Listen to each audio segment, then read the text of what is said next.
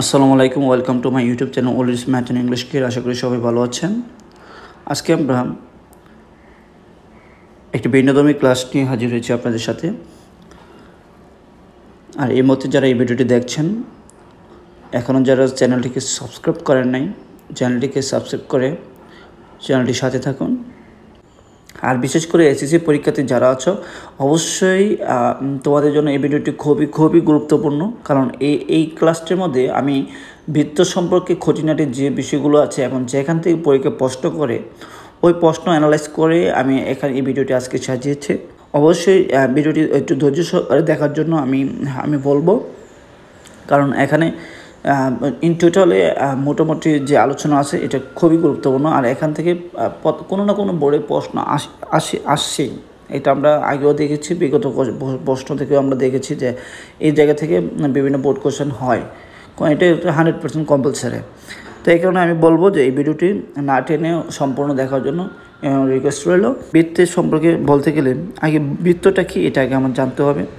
বৃত্তটা হচ্ছে এরকম যে একটা নির্দিষ্ট বিন্দু চতুর্দিকে সমান দূরত্ব বজায় রেখে অপর একটি চলমান বিন্দু সঞ্চার পথকে বৃত্ত বলে। তার মানে এটা যদি একটা বিন্দু হয়, এখান থেকে আমি যদি সমান দূরত্ব বজায় রেখে এদিকে চারিদিকে সমান দূরত্ব, তাহলে এটা হচ্ছে একটা এই যে চলার পথ, বিন্দু চলার পথ, এটাকে বলা হয়েছে বৃত্ত। ঠিক আছে। তারপর আমি এখানে একটু বোঝার সুবিধার্থে আমি এখানে একটা চিত্র প্রয়োগ করেছি। মূলত এখানে এই যে একটা বৃত্তে সর্বদা কী করে, এখানে এই যে একটা বিন্দু ও বিন্দু, ঠিক আছে, এই যে এই বিন্দুটা এখানে ও বিন্দুটা, এই যে ও বিন্দুতে সর্বদা একটা বৃত্ত 360 ডিগ্রি কোণ উৎপন্ন করে। কত ডিগ্রি কোণ উৎপন্ন করে? 360 ডিগ্রি কোণ। তার মানে এখান থেকে কিন্তু একটা প্রশ্ন হয় যে একটা ও বৃত্তের কেন্দ্রে কত ডিগ্রি কোণ উৎপন্ন করে? 360, 280 এরকম অপশন আসছে। তখন এটা আনসারটা কিন্তু হবে 360 ডিগ্রি কোণ। ওকে। এরপরে এই যে ও বৃত্তের কেন্দ্র থেকে পরিধি পর্যন্ত, তার মানে পরিধি হচ্ছে আমাদের এই যে চারিদিকে যে রাউন্ড করা যে জায়গাটা, এটা হচ্ছে আমাদের পরিধি। তাহলে এখানে বলছে যে এই যে পরিধি পর্যন্ত, ও থেকে পরিধি পর্যন্ত, এই যে ও থেকে পরিধি পর্যন্ত এই যে লেখাটা ওপিটা হচ্ছে আমার ব্যাসার্ধ। কেন্দ্র থেকে পরিধি পর্যন্ত যে দূরত্বটা হয় এটা হচ্ছে আমার ব্যাসার্ধ। তার মানে কেন্দ্র থেকে যদি আমার পরিধি পর্যন্ত যে দূরত্বটা হবে, এই দূরত্বটাকে বলা হচ্ছে ব্যাসার্ধ। তাহলে যদি পরীক্ষায় প্রশ্ন আছে যে কেন্দ্র থেকে পরিধি পর্যন্ত দূরত্বকে কী বলে? ব্যাসার্ধ বলে। এটা আমরা ইনশাল্লাহ পারবো।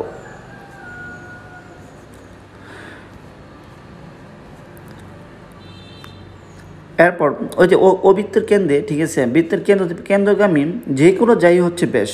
এই যে বৃত্তের কেন্দ্র আমরা বলছি ও হচ্ছে বৃত্তের কেন্দ্র।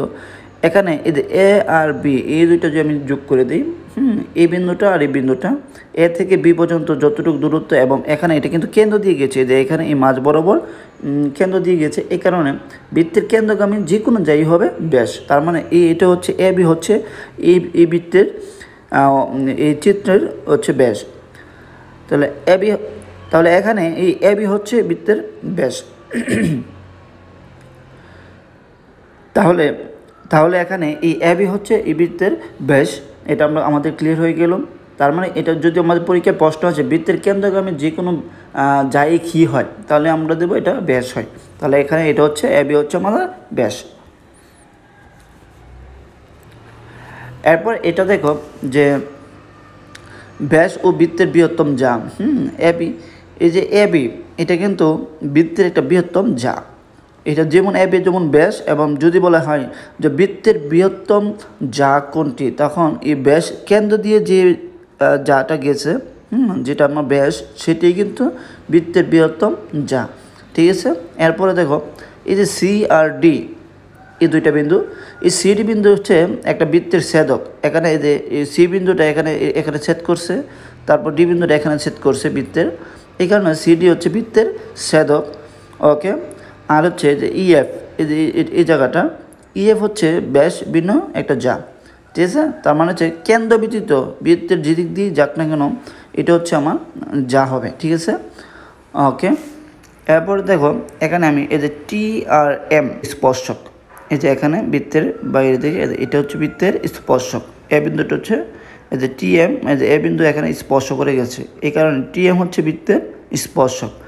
এখানে মোটামুটি বৃত্তের কেন্দ্র, তারপর হচ্ছে বৃত্তের ব্যাসার্ধ, বৃত্তের যা, বৃত্তের ব্যাস, বৃত্তের ছেদক এবং বৃত্তের স্পর্শক সব সম্পর্কে আমাদের মোটামুটি একটা ধারণা হয়ে গেছে। এরপর এখান থেকে যে কমন যে প্রশ্নগুলো আমাদের পরীক্ষায় আসে, এই কমন প্রশ্নগুলো আমরা একটু দেখব। চলো, এখানে দেখো কি বলছে, দুইটি নির্দিষ্ট বিন্দু দিয়ে অসংখ্য বৃত্ত আঁকা যায়। এই ধরনের প্রশ্ন আমাদের পরীক্ষায় প্রায় আসে। এক্ষেত্রে আমরা এটা আনসার করব হচ্ছে অসংখ্য বৃত্ত আঁকা যায়। আশা করি প্রশ্নটা বুঝতে পারবে। বিশেষ করে ফাইনাল পরীক্ষার ক্ষেত্রে এই প্রশ্নটা কিন্তু খুবই গুরুত্বপূর্ণ তোমাদের জন্য। এরপরে হচ্ছে এখানে বৃত্তের একই চাপে দণ্ডমান কেন্দ্রস্থ কোণ বৃত্তস্থ কোণের দ্বিগুণ। এটা তোমাদের 100% সব ক্ষেত্রে কাজে লাগবে। তুমি যখন একটা চিত্রে ব্যাখ্যা করতে প্রমাণ করতে যাবে সেই ক্ষেত্রে তোমার কাজে লাগে এটা। তারপর হচ্ছে বিভিন্ন পরীক্ষা যে চিত্র আসে, চিত্রগত সমস্যা আছে আমাদের এমসিকিউতে, এই এমসিকিউর ক্ষেত্রেও আমার এই প্রশ্নটা কিন্তু খুবই গুরুত্বপূর্ণ। বৃত্তের একই চাপে দণ্ডায়মান কেন্দ্রস্থ কোণ বৃত্তস্থ কোণের দ্বিগুণ। আবার এই যে কেন্দ্রস্থ কোণ বৃত্তস্থ কোণের দ্বিগুণ, আবার বৃত্তস্থ কোণ কেন্দ্রস্থ কোণের কিন্তু হাফ, এই কথাটা কিন্তু মনে রাখতে হবে। ওকে, এরপরে দেখো বৃত্তের চতুর্ভুজে বহিস্থ কোণ বিপরীত অন্তস্থ কোণের সমান।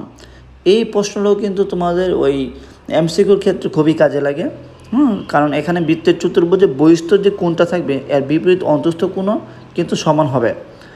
এরপরে একটা প্রশ্ন দেখো, অধিচাপে অন্তর্লিখিত কোণ সূক্ষ্ম কোণ হয়। এই প্রশ্নটা অনেকবার পরীক্ষায় আসছে, বোর্ড কোশ্চেন পরীক্ষায় আসছে, বোর্ড পরীক্ষায় এই প্রশ্নটা অনেকবার আসছে। এখানে বলছে যে অধিচাপে অন্তর্লিখিত কোণ সূক্ষ্ম কোণ হয়, তার মানে হচ্ছে যদি চাপটা যদি বেশি হয়, বড় হয়, কোণটা হবে ছোট। মনে রাখার জন্য কি বলছি আমি, যে চাপটা যদি বড় হয়, অধি মানে অনেক, চাপ মানে চাপটা বড় চাপ, তাহলে এখানে এই বড় চাপের ক্ষেত্রে আমার কোণটা হবে কি ছোট, সূক্ষ্ম কোণ হবে। আর উপচাপ মানে হচ্ছে ছোটো চাপ, এখানে অন্তর্লিখিত কোণ হবে স্থূল কোণ। তার মানে যখন চাপটা হবে আমার ছোট, আমার কোণটা হবে বড়। ঠিক আছে, এটি কিন্তু পরীক্ষায় বারবার আসছে, এটি কিন্তু রিপিট প্রশ্ন। ওকে, এরপরে দেখো আমরা এটা আগেই বলছি যে বৃত্তের কেন্দ্রে 360 ডিগ্রি কোণ উৎপন্ন করে। বৃত্তের কেন্দ্রে কত ডিগ্রি কোণ উৎপন্ন করে? 60 ডিগ্রি কোণ উৎপন্ন করে, 360 ডিগ্রি কোণ উৎপন্ন করে। এটা কিন্তু একবারে মুখস্থ করে ফেলবা। এরপরে এখানে দেখো কি বলছে, যে অর্ধবৃত্তস্থ কোণ 1 সমকোণ অথবা 90 ডিগ্রি। ঠিক আছে, তো অর্ধবৃত্তস্থ কোণটা কত হবে? হয় 1 সমকোণ বা 90 ডিগ্রি। 1 সমকোণ যে কত, 90 ডিগ্রি একই কথা। এটা কিন্তু তোমাদের এমসিকিউর জন্য। এরপরে দেখো বৃত্তস্থ সামুদ্রিক একটি আয়ত অথবা আয়তক্ষেত্র। ঠিক আছে, অনেক সময় আয়ত অথবা আয়ত ক্ষেত্র কতটাও লেখা থাকতে পারে। তা বৃত্তের সামুদ্রিক একটি কি আয়ত, এটা কিন্তু একবারে মুখস্থ করে ফেলবো। এটা কিন্তু কমন প্রশ্ন, পরীক্ষায় বারবার আসে, এটা রিপিট প্রশ্ন। এরপরে দেখো, এই প্রশ্নটা দেখো, বৃত্তের বহিস্থ কোনো বিন্দুতে 2টি স্পর্শক আঁকা যায়। তোমাকে প্রশ্ন করা হয় এরকম যে একটা বৃত্তের বহিস্থ কোনো বিন্দুতে কয়টি স্পর্শক আঁকা যায়? তুমি লিখবে এটা 2টি স্পর্শক আঁকা যায়। বিষয়টা কীরকম আমি যদি একটু দেখাতে যাই তোমাদের, এরকম যেমন এটা হচ্ছে যদি একটা বৃত্ত হয়, এটা হচ্ছে বহিস্থ কোনো বিন্দু। এখন এটা তুমি কতভাবে বৃত্তটাকে স্পর্শ করতে পারবা? ঠিক আছে, এই জিনিসটি জানতে চাইছে এখানে। তাহলে তুমি স্পর্শ করতে গেলে তোমার যে এখান থেকে এটা, এখান থেকে এটা, এই যে আমার এখানে স্পর্শ করছে, তারপরে যে এখানে স্পর্শ করছে, এটাকে বলছে আমার এখানে একটা বহিস্থ কোনো বিন্দু থেকে আমি এইভাবে আমি 2বার স্পর্শ করতে পারবো, এছাড়া কিন্তু আমি স্পর্শ করতে পারবো না। ঠিক আছে, ওকে। তারপরে দেখো বৃত্তের কোনো বিন্দুতে একটি স্পর্শক আঁকা যায়। বৃত্তের কোনো বিন্দুতে কয়টা স্পর্শক আঁকা যাবে? একটা মাত্র স্পর্শক আঁকা যাবে। ঠিক আছে, ওকে। এই প্রশ্ন দুটো কিন্তু গোলায় ফেলো না। একটা হচ্ছে বৃত্তের কোনো বিন্দুতে, বৃত্তের কোনো একটা বিন্দুতে তুমি কয়টা স্পর্শ করতে পারবা? একটা স্পর্শকই আঁকতে পারবা।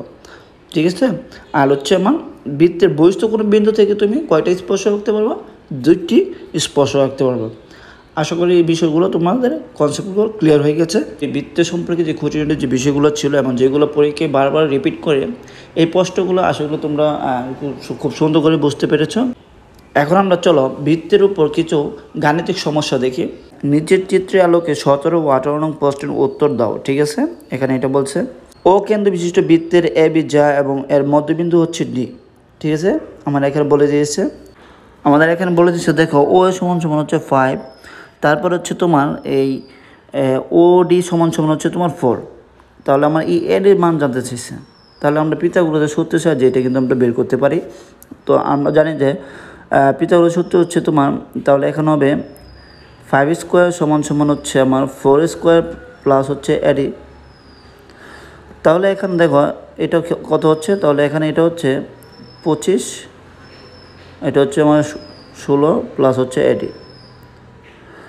তাহলে এখানে এটাকে আমরা যদি এই পাশে নিয়ে আসি তাহলে এড স্কোয়ার সমান সমান কত হচ্ছে 25 মাইনাস হচ্ছে 16 সমান সমান হচ্ছে আমার 9। তাহলে 9 যদি আমরা লোড করি তাহলে কত বাড়বে, তার মানে হচ্ছে আমার এই এডি হবে, এডি সমান সমান হবে 3। ঠিক আছে, তাহলে এডি যদি আমাদের 3 হয়, আমার চাইছে এখানে এবি, তাহলে এডি যেহেতু এই ডি আমার এবি মধ্যবিন্দু, তার মানে হচ্ছে এডি যত হবে বিডি আমার ততই হবে। তাহলে এডি যদি আমাদের 3 হয় তাহলে বিডিও হবে আমাদের 3 সমান সমান হবে আমাদের 6। তার মানে এখানে এটার আনসারটা হচ্ছে আমাদের 6। আশা করি এটা বুঝতে পেরেছ। 17 নম্বর অঙ্কটা বলছে কোণ এ ও বি সমান সমান 50 ডিগ্রি হলে এ ও বি সমান সমান কত, ও এ বি সমান সমান 50 ডিগ্রি হলে এ ও বি সমান সমান কত। ওকে, এখানে দেখো এ ও বি যেটা একটু জিনিস যদি খেয়াল করো, এটা কিন্তু এই যে এখানে 90 ডিগ্রি হয়ে আছে, এখানে এই যে এই কোণটা কিন্তু আমার 90 ডিগ্রি হয়েই আছে। ঠিক আছে, তো আমার এই কোণটার মান চাইছে, তো এই কোণটার মান চাইছে, এই কোণটা যেহেতু 90 ডিগ্রি হয়ে আছে, এখানে আমার আর অঙ্ক করার দরকার নেই, এটা আমরা সরাসরি বলবো এটা হচ্ছে 90 ডিগ্রি। ঠিক আছে, এরপরে দেখো 18 নম্বর প্রশ্নটা কী বলছে, কোনো বৃত্তের উপচাপে অন্তর্লিখিত কোণ। আমরা এই পূর্বে শিখে আসছি যে কোনো বৃত্তের উপচাপ হলে যদি চাপটা যদি আমার ছোটো হয় কোণটা কী হবে, আমরা বলছিলাম কোণটা হবে বড়। ঠিক আছে, কোণটা কী হবে, বড় হবে। তাহলে বড় বলতে কি, স্থূলকোণ। আশা করি কনসেপ্টটা ক্লিয়ার। এই কারণে বলছি এই রিপিট প্রশ্নগুলো কেন আমাদের পড়তে হবে, আমরা এই জন্যই পড়ছি, কারণ এই যে এখানে বারবার রিপিট আসছে প্রশ্নগুলো। আগামী ক্লাসে আমরা আরও বৃত্তের উপর গুরুত্বপূর্ণ প্রশ্ন নিয়ে আলোচনা করব। অবশ্যই এই ভিডিওগুলো তোমাদের অনেক উপকারে আসবে, তাই ধারাবাহিকভাবে এই ক্লাসগুলো দেখতে থাকো। আজকে পর্যন্ত থাকলো, ভালো থাকো সবাই, আল্লাহ হাফেজ।